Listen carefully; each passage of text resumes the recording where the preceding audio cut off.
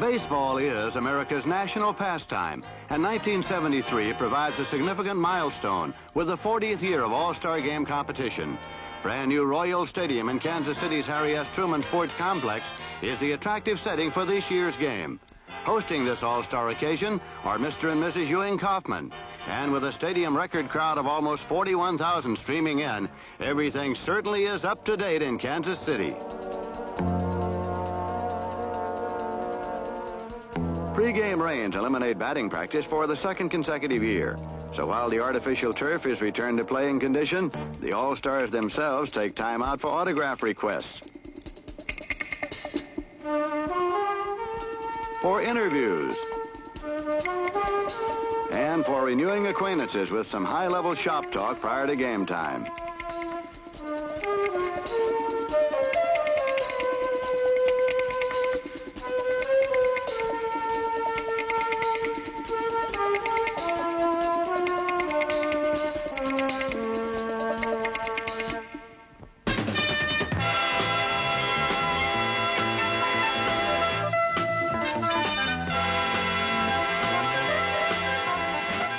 All-Star contests were inaugurated in 1933, and it seemed only proper that the legendary Babe Ruth belted its initial home run. The American League dominated early Dream Game history with Hall of Fame performers like the Babe, Bob Feller,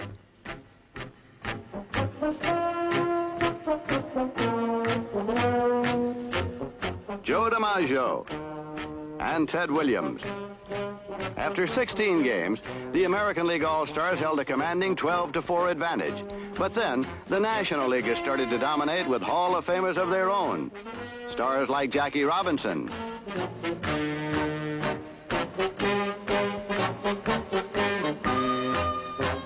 Stan Musial,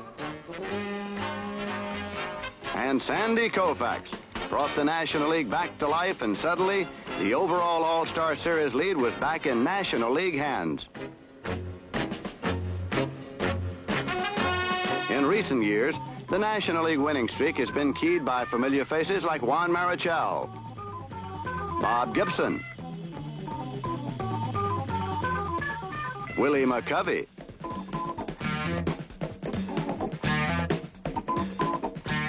Henry Aaron,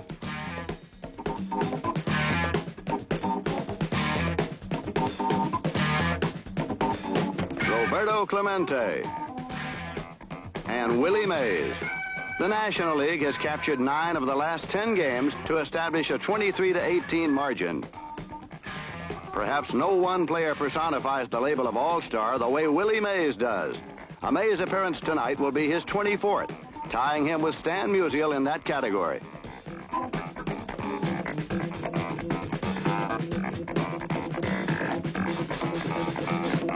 The recent American League galaxy of stars also breeds familiarity. Brooks Robinson will be making his 17th All-Star appearance, just one short of the junior circuit mark held by Ted Williams. Along with Brooks, other American League heroes who have become household names include Al Kaline,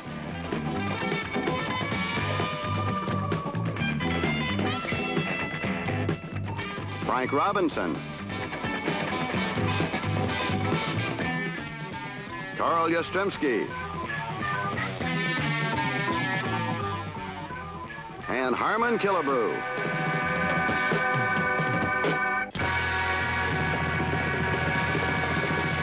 But baseball is a game of stars, and as perennial heroes approach the twilight of their careers, new superstars move right in, like home run kings Willie Stargell and Reggie Jackson.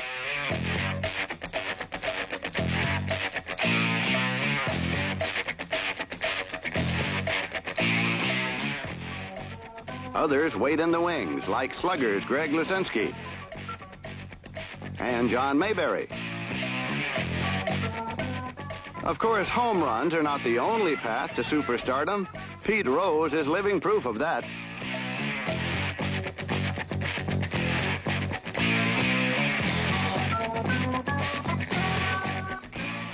Lou Brock is established as one of baseball's premier speed merchants.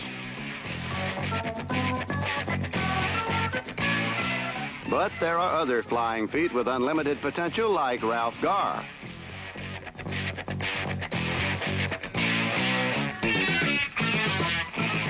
famous Otis. And Joe Morgan. Tom Seaver is the acknowledged king of the hill. And Johnny Bench's superstar status is confirmed not only by baseball people, but the fans as well. For the second straight year, Johnny Bench is the top vote getter among All-Stars with more than 1,700,000 ballots received in his behalf. At the age of 25, Bench is already one of baseball's most prominent headliners.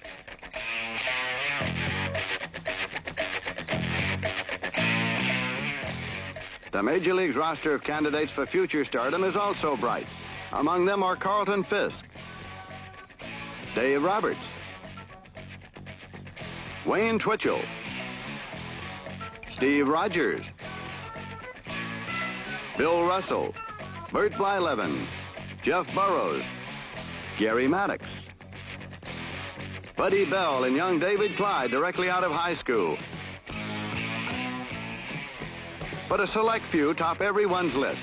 Leo DeRocha managed a young Willie Mays in New York, then Cesar Cedeno in Houston. A comparison is inevitable. At this time, Cedeno's 22 years old, and you put Mays back when he was 22 years old, I'd say that Cedeno, right now, is as good as Willie Mays. In other words, in my opinion, he has a chance to be as good as Willie Mays.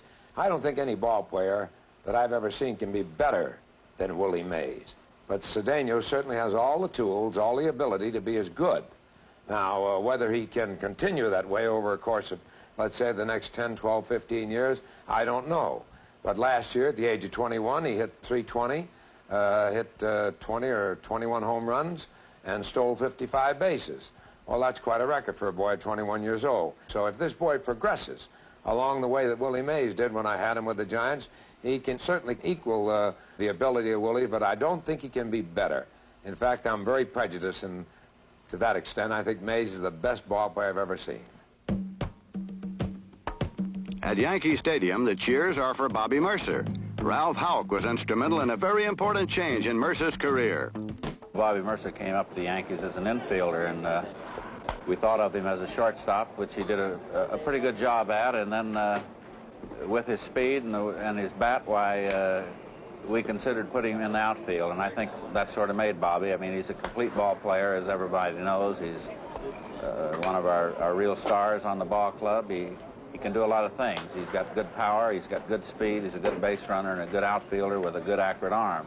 I think probably one of the things that has kept him from being rated with the big superstars at this stage, he just hasn't played quite long enough. Plus, they expect a few more home runs, but he can do all the other things. He hits in the 20 home runs every year. Last year he hit 30-some, and I guess you'd have to rate him with the superstars because of his overall ability, his great competitiveness, and he plays every day, and he can do all the things that you ask a player to do to win ball games. In the 60s, Sandy Koufax terrorized the National League. Now, in the 70s, Nolan Ryan is doing likewise in the American League. Frank Robinson comments. Well, actually, I think Ryan throws as hard as anybody has ever pitched in the game that I've seen. I think he's faster than Sandy, but I think Sandy had much better control, and he could go to his fastball and get it over the plate. I think they had the same type of curveballs that really over the top and really break down sharply, and you could really go up there just hoping to hit the ball against these guys. You try to go up there and hit the fastball, and you still can't get out in front. You know it's coming. And, you know, they're just both really tough pitchers, and you just go up there and try to battle them and do the best you can against them. No way to really plan against hitting against a pitcher like Nolan Ryan, as fast as he is. You know, anytime that Nolan takes a mound, he could possibly pitch a no-hitter, and I think that's what the real excitement is every time he goes out there with the fans. I know sitting on the bench or playing behind him, I'm very excited about it too, because I'm almost like a fan playing out there behind him or watching him perform, because he is that overpowering and he's that good a pitcher that he can pitch a no-hitter anytime he goes out there. So I would say the sky's the limit.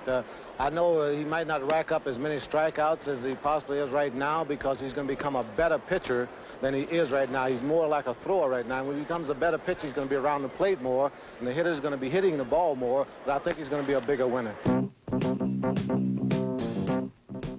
Bobby Bonds can do it all. His ability is unquestioned. When the opposition starts paying you compliments, that's fine. But when that opponent is Henry Aaron, well, that's something special. Bobby Bonds is probably the most complete ball player in the major leagues right now. You know, it always takes three things, perhaps, to make a great ball player, and that's one that can run, feel, hit, and hit with power. I said four things, and Bobby Bonds can do all four of them, and he can do them well. He's a great leadoff man, and when he get on base, it's just like hitting a triple, you know, because he can steal second, steal third, and that's just like giving an opposing pitcher a 1- or 2-run lead. And he can do so many other things. He's a great outfielder too. He can play the outfield probably as well as anybody in the major leagues. All-Star manager Sparky Anderson takes Aaron's nomination and seconds the motion. Well, I think Bobby Bonds is probably what everybody dreams about. He's Joe DiMaggio, Mickey Mantle, Willie Mays. I think he has the potential to be as great as all of them. He has tremendous running speed. He's got great power. He's an outstanding outfielder. He's an outfielder like Clemente was. And he's got a great arm. And I don't think there's anything really that Bobby Bonds doesn't do on a baseball field. Bobby Bonds epitomizes baseball's young heroes, a new generation of stars and superstars. As the 1973 All-Stars are introduced, they pause for a moment of tribute in memory of the late Roberto Clemente.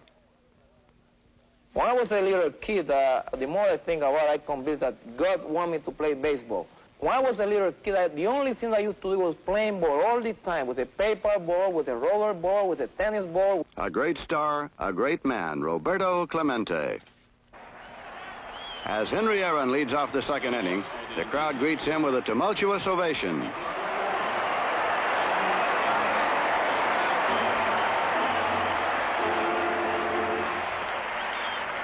Catfish Hunter breezed through the first inning. Now he gets Aaron on a pop-up to shortstop Bert Campaneris.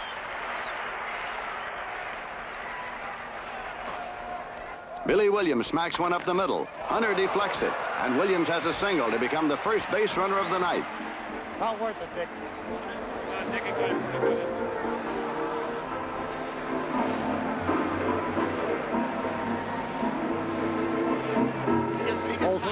Oh, yeah. Holtzman. On the replay, the sharp one bouncer hits Catfish Hunter on his pitching hand. Hunter's reflex action to make the play barehanded leads to a broken thumb, and American League manager Dick Williams calls on lefty Ken Holtzman to replace his injured teammate.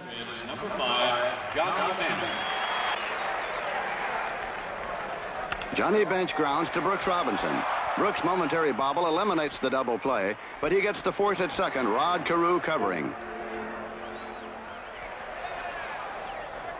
Ron Santo singles to left, and the National League mounts the first threat of the game as Bench moves to scoring position. But Holtzman induces Chris Spire into a force play, and there's no score. Reggie Jackson sure knows how to upstage the ordinary batter's donut, doesn't he? National League starter Rick Wise faces Jackson leading off the bottom of the second.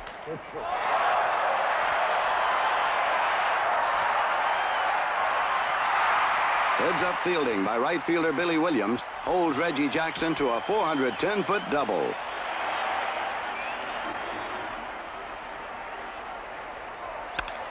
Amos Otis grounds a base hit up the middle, and Jackson will try to score.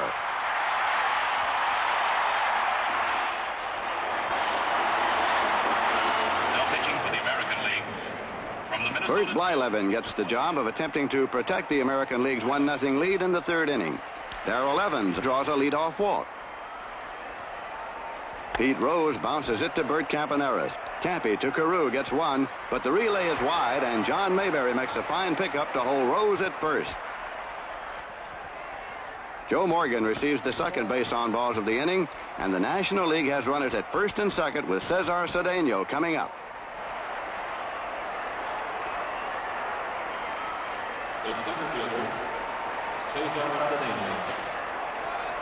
Blyleven's sharp curve fools Cedeno for strike one.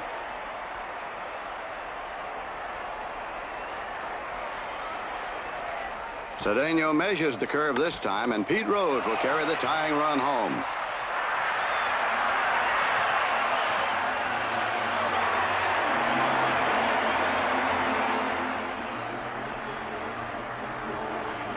Henry Aaron delivers the tiebreaker as Joe Morgan trots home from third. Cedeno overslides, and Brooks Robinson's second tag is the one that counts.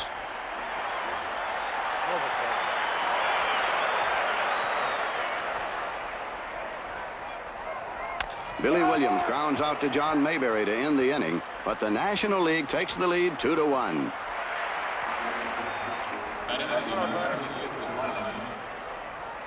Buddy Bell makes his initial All-Star Game appearance, and talk about the new generation.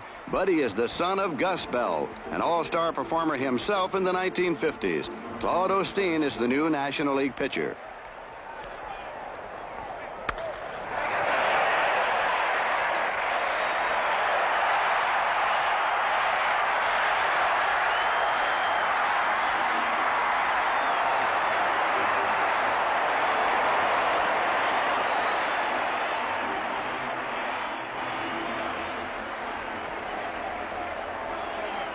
Rod Carew's bouncer fails to get through the drawn-in infield, and Joe Morgan makes the play. John Mayberry walks, and with runners on first and third, it's up to Reggie Jackson. Osteen, bearing down to escape the jam, feeds Jackson a curveball, and the threat is ended. Morgan to Aaron.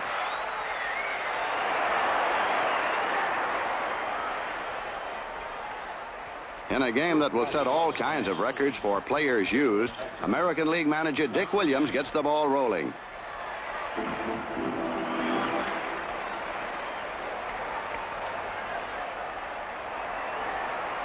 Johnny Bench tests American League hurler Bill Singer in the fourth.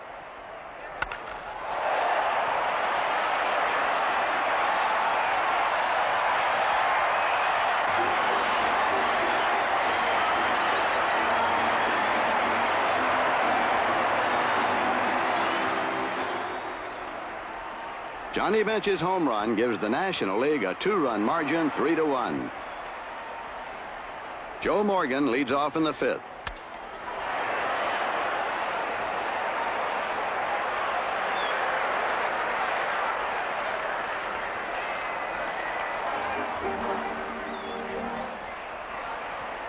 Singer fires a high, hard one to Cedeno, and he fouls it back. Singer comes inside with a second fastball, and Cedeno is jammed on a check swing. Strike two. Cedeno is set up for the outside curveball, and Singer makes the perfect strikeout pitch. With two down, Bobby Bonds comes up for the first time.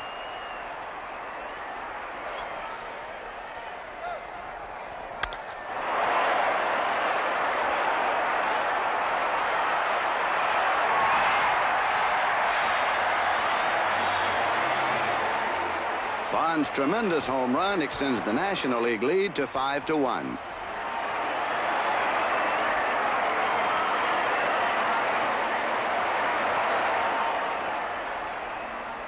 Here's another look as Bonds unloads on a pitch right down the middle.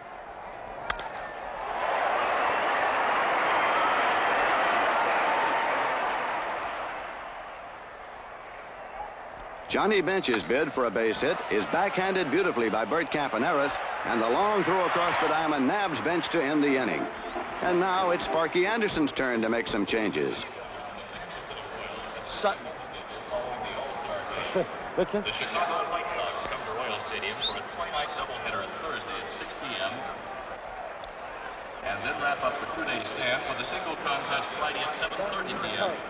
The Royals then entertain the California Series beginning Saturday afternoon at 1:30. We're more interested in what Sunday. Don Sutton finds the hike is worthwhile as he handles the American League in the fifth.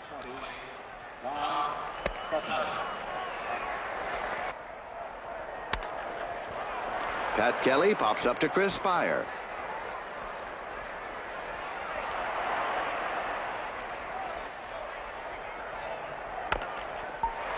Bert Campaneris is out. Ron Santo to Joe Torre. And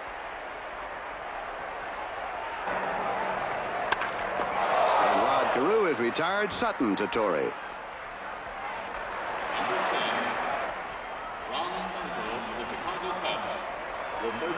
Double no-hit ace Nolan Ryan is the American League's fifth pitcher as the National League bats in the top of the sixth. Ron Santo backs away as ball 3 blazes past him. Catcher Thurman Munson signals for another fastball, and Santo is happy to move on to the relative safety of first base.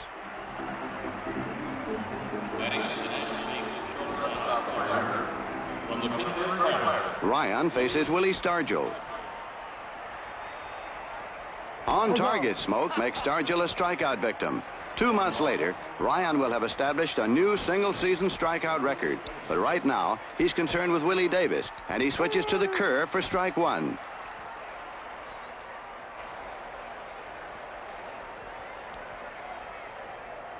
Another curve, strike 2. Does Ryan have Davis set up for the fastball?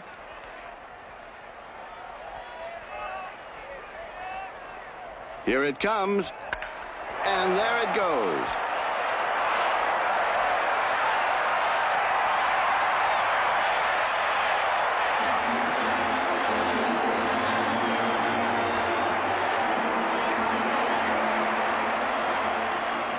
Willie Davis waited for the famous Ryan fastball and then gave it a ride.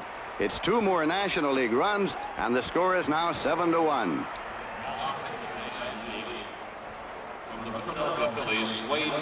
Wayne Twitchell gets his all-star baptism as John Mayberry delights the hometown crowd with a ringing double.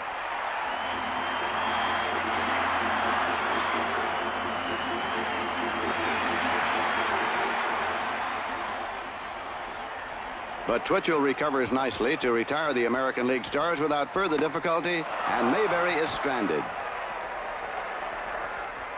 Dave Justy is the 5th National League pitcher, and he retires the side 1-2-3 with help from Willie Davis on a fine running catch off the bat of Sal Bando.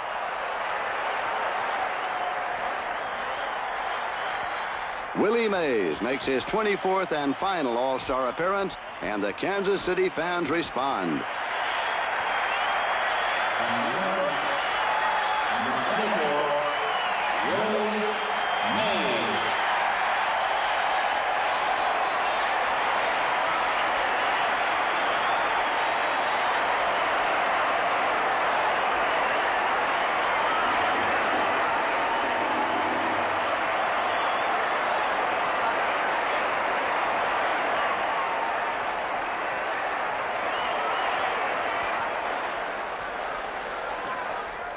Relief specialist Sparky Lyle nails Mays with a sinker, but the crowd still loves Willie.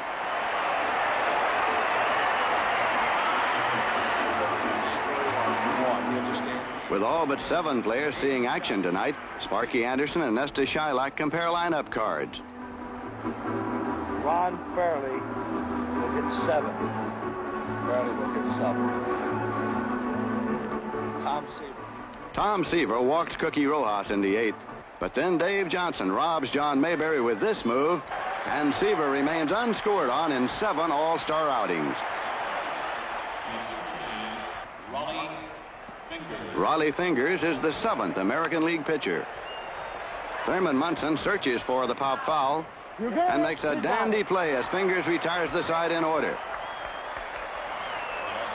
Jim Brewer balances the lineup cards at 7 hurlers apiece, a new All-Star game record. As Thurman Munson fans, the National League is just 1 out away from victory.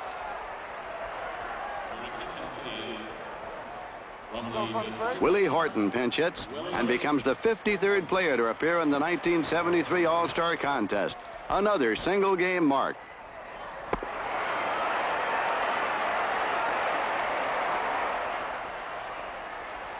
Jim Brewer locks it up with consecutive strikeouts, and the National League All-Stars defeat the American Leaguers 7-1.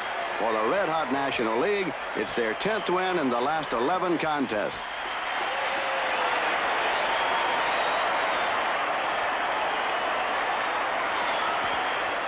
Three stories unfold as the 1973 All-Star game concludes. First, the new stars shine as Bobby Bonds accepts the game's MVP trophy from Commissioner Bowie Kuhn. Second, a drama that will culminate next year as Henry Aaron closes in on Babe Ruth. Aaron finished the 1973 season 1 short of the magic mark with 713 home runs.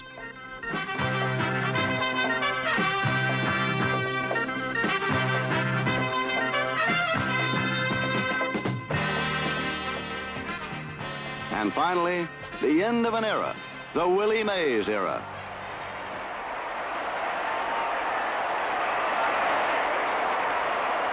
And I hope that with my farewell tonight, you would understand what I'm going through right now. Something that I never feel that I would ever quit baseball. But as you know, it always comes a time for someone to get out. And I look at the kids over here, the way they are playing, and the way they are fighting for themselves, tells me one thing. Willie, say goodbye to America. Thank you very much.